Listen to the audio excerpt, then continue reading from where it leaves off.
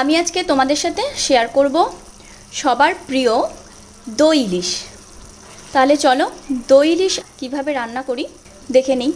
দই ইলিশ বানানোর জন্য আমি এখানে 4 পিস ইলিশ মাছ নিয়ে নিয়েছি।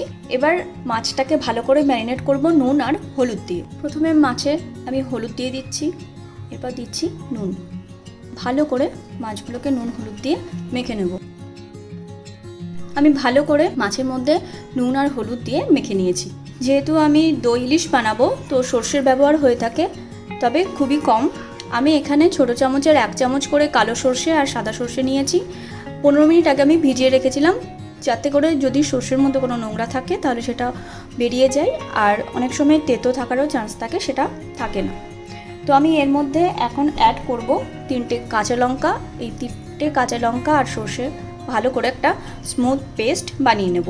এখানে লঙ্কা আর সর্ষের পেস্টটা আমি সুন্দর করে বানিয়ে নিয়েছি। যেহেতু আমি দই ইলিশ বানাবো তো এখানে দইয়ের পরিমাণটা একটু বেশি দিতে হবে। তো আমি এখানে 4 চামচ মতো টক দই নিয়ে নেব।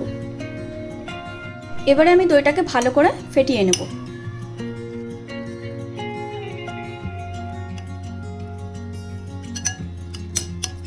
এবারে আমি নুন হলুদ মাখানো মাছটাকে ভালো করে সর্ষে আর দই দিয়ে ভালো করে ম্যারিনেট করব। তো প্রথমে আমি মাছের মধ্যে দিয়ে দিচ্ছি আগে থেকে পেস্ট করে রাখা সর্ষে আর কাঁচা লঙ্কার পেস্ট। দিচ্ছি অল্প করে সর্ষের তেল, আর দিচ্ছি আগে থেকে ফেটিয়ে রাখা টক দই। মাছগুলোকে সমস্ত মশলার সাথে ভালো করে মিশিয়ে নেব।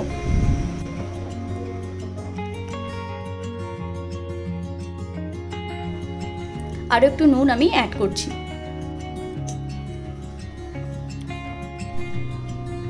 টক দই যেহেতু দিয়েছি সেই জন্য নুনটা অ্যাড করলাম। নুনটা দিলে টকটা অতটা বোঝা যাবে না, একটু কমে যাবে।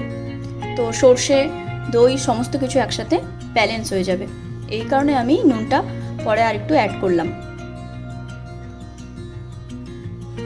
মাছটাকে আমি আধা ঘন্টা ম্যারিনেট করে রেখে দেবো। আধা ঘন্টা আমি মাছটাকে ম্যারিনেট করে রেখেছিলাম। আধা ঘন্টা পর মাছটা আমার এই অবস্থায় এসেছে। এবার আমি মাছটাকে পুরো রান্না করে নেব। এবারে আমি মাছটাকে রান্না করে নেব। তো প্রথমে আমি কড়াইটা গ্যাসের ওপর বসিয়ে দিয়েছি, কিন্তু গ্যাসটা এখনও অন করিনি। এই কড়াইয়ের মধ্যে প্রথমে দিয়ে দেব কিছুটা পরিমাণ সর্ষের তেল। যখন আমি মাছটা ম্যারিনেট করেছিলাম তখনও কিছুটা সর্ষের তেল আমি দিয়েছিলাম। এবারে আমি এই তেলের মধ্যেই ম্যারিনেট করা মাছগুলোকে দিয়ে দেব।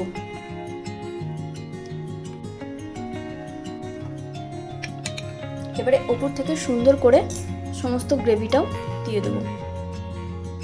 মাছ আর মশলাটা আমি তেলের মধ্যে দিয়ে দিয়েছি। এবার মশলা ধোয়া বাটির জলটাও আমি এখানে দিয়ে দিচ্ছি। বেশি জল দেওয়ার দরকার নেই, আমি এখানে হাফ কাপ মতো জল অ্যাড করেছি। গ্যাসটাকে আমি অন করে দিয়েছি। এবার মাছের পুরো গ্রেভিটা ভালো করে আমি তেলের সাথে গ্রেভিটাকে ভালো করে মিশিয়ে নেব। তেল গ্রেভি মাছ ভালো করে আমি মিশিয়ে দিলাম। এবার আমি মাছটার মধ্যে অ্যাড করছি 2টো কাঁচা লঙ্কা। মাছটা যখন একবার ফুটে উঠবে তখন ওটা মিডিয়াম থেকে লো ফ্লেম করে আমি ঢেকে দেব। মাছটা ফুটে গেছে, এবার আমি এটাকে লিড দিয়ে দেবো 5 থেকে 6 মিনিটের জন্য। 5 মিনিট পর আমি লিডটাকে খুলে দিচ্ছি। মাছগুলোকে হালকা হাতে উল্টে দেব।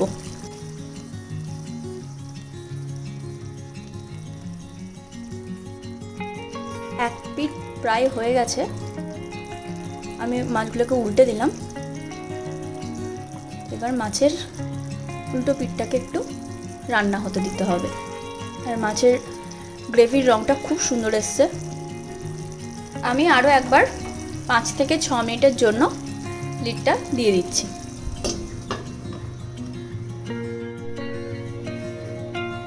পাঁচ মিনিট পর আমি লিডটাকে খুলে দিচ্ছি। মাছটা আমার ভালো মতো রান্না হয়ে গেছে। মাছের 2 পিঠই সুন্দরভাবে রান্না হয়ে গেছে। দই ইলিশ আমার প্রায় রেডি। দই ইলিশ আমার পুরোপুরি কমপ্লিট হয়ে গেছে। এবার সার্ভ করে নিলেই খাওয়ার জন্য সম্পূর্ণ রেডি আমার দই ইলিশ। ভিডিওটি ভালো লাগলে লাইক ও শেয়ার করবেন। আমার এই রেসিপিটি আপনারা অবশ্যই ট্রাই করবেন এবং কেমন লাগলো কমেন্ট বক্সে জানাবেন। এই রকম রেসিপি জানতে আমার চ্যানেলটিকে সাবস্ক্রাইব করে বেল আইকনটি প্রেস করে দেবেন।